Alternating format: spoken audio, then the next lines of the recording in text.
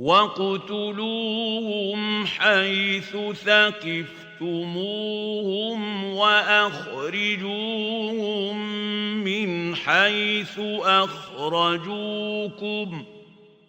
والفتنة أشد من القتل ولا تقاتلوهم عند المسجد الحرام حتى يقاتلوكم فيه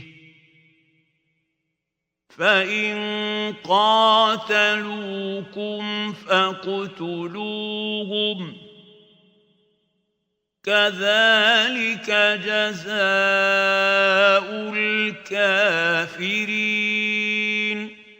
और उनको जहां पाओ कत्ल कर दो और जहां से उन्होंने तुमको निकाला है यानी मक्के से वहां से तुम भी उनको निकाल दो और दीन से गुमराह करने का फसाद कत्लो खूरेजी से कहीं बढ़कर है और जब तक वो तुमसे मस्जिद हराम यानी खाने काबा के पास न लड़े तुम भी वहां उनसे न लड़ना हाँ अगर वो तुमसे लड़ें तो तुम उनको कत्ल कर डालो काफिरों की यही सजा है And kill them wherever you overtake them, and expel them from wherever they have expelled you.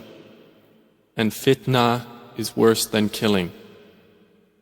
And do not fight them at Al-Masjid Al-Haram until they fight you there. But if they fight you, then kill them. Such is the recompense of the disbelievers.